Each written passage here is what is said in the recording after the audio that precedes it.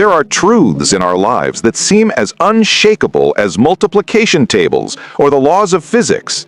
The date of the first human spaceflight, our calendar system starting from the birth of Christ, these are the fundamental pillars of our worldview. We see dates on old paintings, in ancient books, on maps yellowed by time, and they serve as beacons lighting our way into the depths of the centuries. They are the foundation of our understanding of the past. But what if we'd been looking at these signs our whole lives without seeing their true meaning? What if, in the very foundation of our chronology, there's a crack big enough to bring down the entire structure of history we've so carefully built? Some researchers are convinced that a whole millennium in human history may have been simply added by scholars in the 15th and 16th centuries. And before you judge this bold idea, let's look at the evidence hiding in plain sight. Here, for example, is a portrait of August Ludwig von Schlosser, one of the creators of the Norman theory of the origin of the Russian state. Beneath his name, the year is listed as 1735. But let's look closer. Instead of the familiar number 1, there is a Latin letter I. Why? Perhaps it's just a misunderstanding, a feature of an old font. But here's another work, an engraved portrait of the famous Italian composer Carlo Broschi, dated 1795. And again, we see the same thing. The capital Latin letter I is neatly separated from the other digits by periods. Let's go further back in time. Before us is an engraving by the great Albrecht Dürer, dated 1524. Here, the first letter is clearly a Latin I, and just like in the previous case, it is set apart by periods on both sides. This was clearly done intentionally, so it wouldn't be mistaken for a number. Could the greatest masters of their era have made the same strange mistake over and over again? Or perhaps it wasn't a mistake at all. On the medieval publisher's mark of Louis Elzevir, the date 1597 is written in Arabic numerals, but here too, the 1 representing 1,000 is rendered as the letter I and separated by a period from the number 597. And here is a work by Hans Baldung Grien, a German Renaissance artist, depicting angels and the crucified Jesus. Here we see that the first digit, representing 1,000, is radically different from the other 2 ones in the date and looks suspiciously like the English letter J. It's perfectly clear that the artist understood the difference between the first symbol of the date and the rest of them. So, what do these mysterious letters I with a dot or J mean? The most logical and simple explanation is that they are not numbers. They are an abbreviated form of the name Jesus. Depending on the language and tradition, we see either the Greek and Latin I, Iesus, or the German, French, or English J, Jesus. And so, the date on the composer Broschi's portrait reads not as 1795, but as in the year of Jesus, 795. This completely changes our perception of time. But if that's true, where did a whole 1,000 years of our history disappear to? It turns out that in some cases, it wasn't just encrypted in this unusual way. Sometimes, it wasn't written at all. And indeed, sometimes it wasn't written at all. Russian imperial cartographers, for example, went even further and seem to have simply dropped the 1,000 from their dates. Why complicate things, right? Take a look at this Russian naval map, published during the reign of Empress Elizabeth Petrovna in the mid-18th century. It clearly states, without any ambiguity, described and measured by decree of Her Imperial Majesty in the year 740 by Fleet Captain Nagaev, composed in the year 750. That's right. The year 750, no thousands, no hidden symbols, an official state document, and the millennium is simply missing. Think this is just a Russian peculiarity? Let's travel to the heart of Europe. Here is a medieval German coat of arms from West Saxony. The dates on it are also written without the first digit. Thus, we read the years 519 and 527 from the birth of Christ. At this point, one might dismiss it. Well, people often make mistakes, they abbreviate, they get lazy. But now we have to argue with an entire nation, the Italians of the Middle Ages and the Renaissance. They named their centuries as if the 1,000 never existed in the date. Just as we now refer to the early years of the 21st century as the 2000s, Italians of the 14th century, that is, those living in the 1400s, called their time simply Quattrocento, which literally means 400s. What thousand? Never heard of it. And this happened with every century. This interesting tradition began with the 1200s, which they called Duecento, that is, the 200s. An entire culture, the cradle of the Renaissance, operated for centuries in daily life and in art with dates from which the first 1,000 years were simply absent. These numerous examples from Russia, Germany, Italy form a single unsettling picture. This no longer looks like random errors or the quirks of individual scribes and engravers. It looks like a system. It seems that up to a certain point in history, people either didn't know about the existence of an extra 1,000 years in the calendar or deliberately omitted it as unnecessary. And this brings up the main question. If so, when did this 1,000 years appear? When and who decided to add it to our calendar, lengthening history by a huge margin? Let's try to find this starting point. Let's try to find the moment when the familiar full 4-digit dates began to appear in documents and on paintings. This search inevitably leads us to a mysterious temporal wall, an invisible boundary that seems almost impossible to look beyond. This search leads us to a clear and tangible boundary, the 15th century. It is here, as if at the flick of an invisible switch, that the dates from the birth of Christ that we are used to seeing begin to appear en masse in European culture. This is a real point of no return.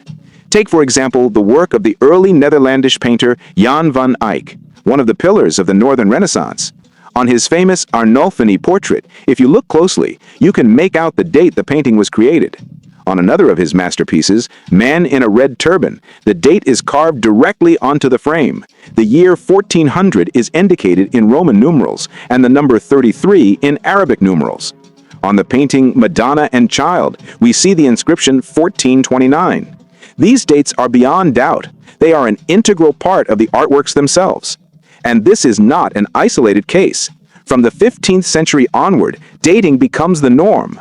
But what came before? What do we find if we take just one step back into the 14th century? And here we hit a brick wall. A great emptiness begins. Try to find original author-signed dates on documents, paintings, or maps from the 13th, 12th, or 11th centuries. It's a nearly impossible task. We find many works that historians attribute to these centuries. For example, here is an old map that scholars date to 1350. And here is another, believed to have been created around the mid-14th century. But why? There are no indications of the year of their creation on the artifacts themselves. For some reason, medieval masters didn't bother to sign their work with a date. The same is true for paintings and texts. We can search for hours, but we can hardly find any original records of creation dates on documents before the 15th century. They are either missing or have been carefully cut out or erased. Mainstream science offers us several explanations. First, God-fearing Christians did not like to advertise their names and dates, considering it a manifestation of pride. But wait, not signing your name is one thing, but what does the date have to do with it? A date records an event in time. It doesn't glorify the author. The second explanation, in the Middle Ages, writing materials like expensive parchment were often saved, and old records were simply erased to write new ones. But again, a question arises. Why were the dates destroyed with such persistence? And why did this practice completely stop in the 15th century? Perhaps they will tell us that people of that time were not so concerned with precise chronology. But is it believable that for centuries, no ruler, chronicler, scholar, or merchant was interested in when exactly an important treaty was signed, a chronicle was written, or a work of art was created? This contradicts the very logic of civilization's development. This dark timelessness, this strange void, suggests that it's not about the modesty of masters or saving parchment. Perhaps these hundreds of years, devoid of their own dates, were not just dark. Perhaps they were artificially inserted into the chronology later. What if we removed this 1,000-year bubble, which seems to be filled with nothing but the guesswork of historians? If we do that, the scattered fragments of the past begin to form a much more coherent and logical picture. This brick wall, this chronological void, raises the question, what if we are trying to find something that never existed? And then a bold but logical idea emerges, most fully articulated by the mathematician Anatoly Fomenko and his colleagues. What if there was no 1,000-year gap between so-called antiquity and the Renaissance? What if the great events of ancient Rome, ancient Greece, and the European Middle Ages happened much closer to each other in time, and perhaps were even part of the same historical era that was later artificially divided and stretched out on the calendar? If we accept this hypothesis, the logic of the empty centuries becomes crystal clear. Imagine the official version of history. After the fall of Rome, Europe plunges into the so-called Dark Ages. For more than 1,000 years, development seems to freeze. One gets the distinct impression that all this time, Europe, and Russia too, did nothing but create from the same template, producing almost no new genres. More than 1,000 years during which humanity seems to be treading water, endlessly copying the same ancient and biblical subjects. Often, according to official dating, even more primitive works of art were created than those that came before them. And after this 1,000-year cultural sleep, suddenly, as if on command, an explosion occurs, the Renaissance arrives, and human genius begins to create again. Such a picture looks extremely implausible. Any system, any civilization, either develops or declines, but it cannot remain in a 1,000-year state of suspended animation. But if we assume that this 1,000 years did not exist, everything falls into place. The ancient models were not copied for 1,000 years. They were the living heritage for the masters of the Middle Ages, who were their immediate successors, not distant descendants. And this sudden explosion of the Renaissance is not a miracle, but a natural stage of cultural development that was not interrupted for a millennium. If we mentally collapse time, removing this artificial bubble, we get a complete event-filled picture where there is no room for stagnation, but continuous movement, revolutions, reforms, intrigues, and wars. Evidence that history was literally stretched by hand can be found in the works of chronologists of the past. Look at the chronological table of Pierre Duval, created in the 17th century. It clearly shows that European scholars of that time for a long time simply did not know what to insert into the first centuries of our era, leaving empty spaces there.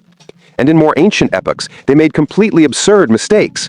For example, the biblical patriarch Abraham, who was considered a contemporary of the Assyrian king Ninus and his wife Semiramis, was shifted by them into deep antiquity by another 1,000 years from the era of those with whom he lived. Historians of the 17th and 18th centuries were so carried away with aging the facts of the recent past that they even began to attribute a 4,000-year history to the peoples of medieval Tartary.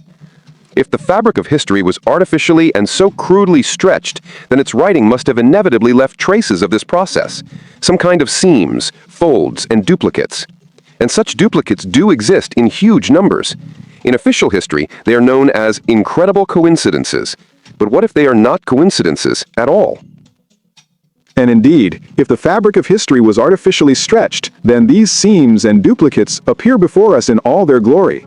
In official chronology, they are called amazing coincidences, but on closer inspection, they look more like glitches in the matrix, like proof that the past was copied and pasted into different eras.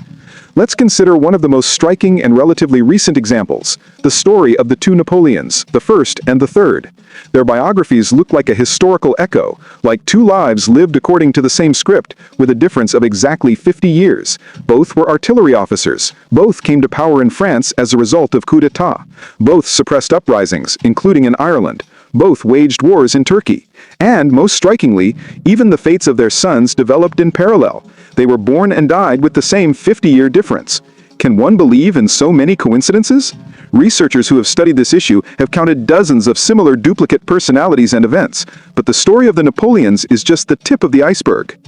There is a much larger phenomenon, which has been called the Catherine shift. According to this theory, the history of ancient Rome as we know it from textbooks and the history of Russia in the 15th to 17th centuries coincide in the smallest details with a constant chronological shift of 1168 years. They are as similar as two cars of the same series produced by the same factory, albeit with a huge time gap.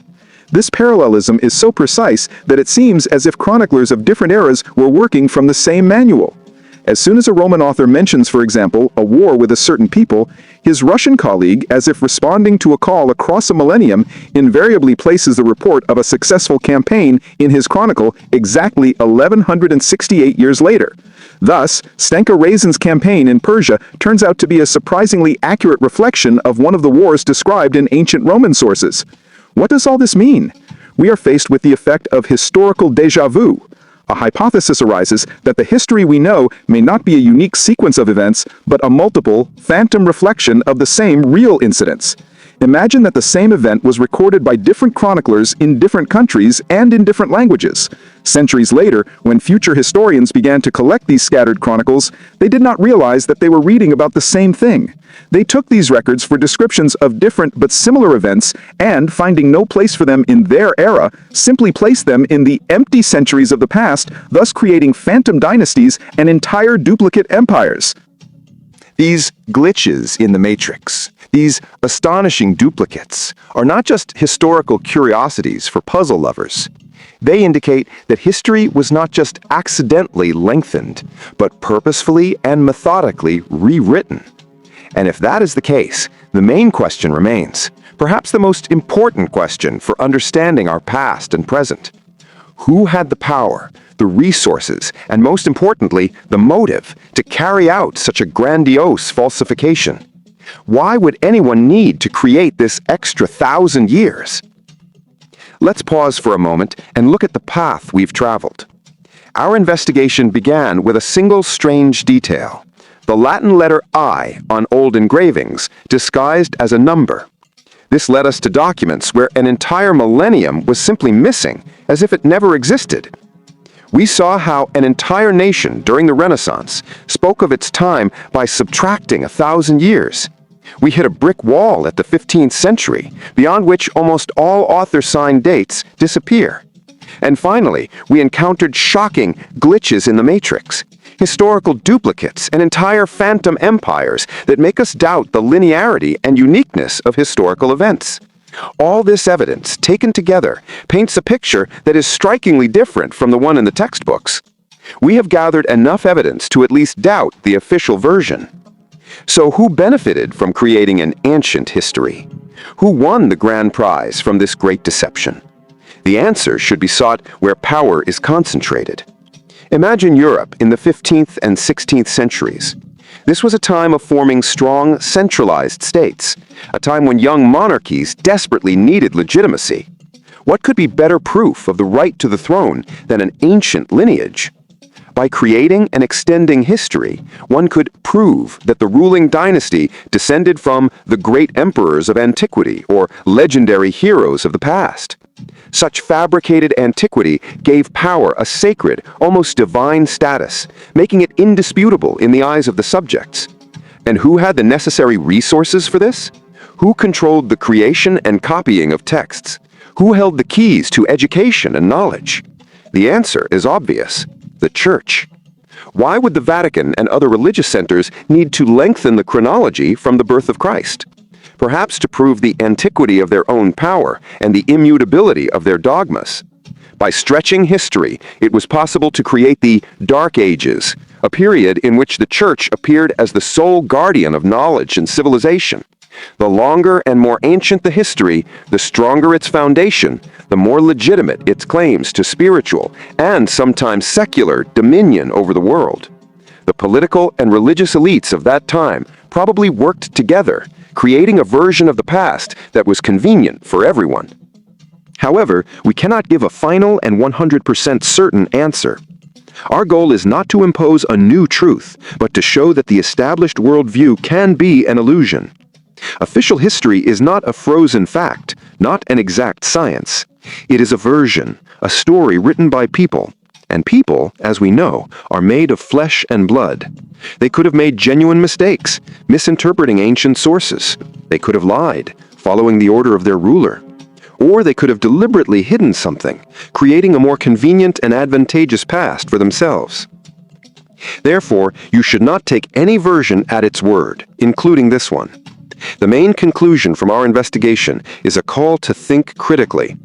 Ask questions, compare facts, look for inconsistencies, and do not be afraid to doubt what seems obvious. The past is not a closed book that just needs to be read. It is a vast field for research, full of secrets and mysteries. And it is quite possible that the biggest secret in human history is still waiting for its moment, and for someone who dares to look beyond the official page.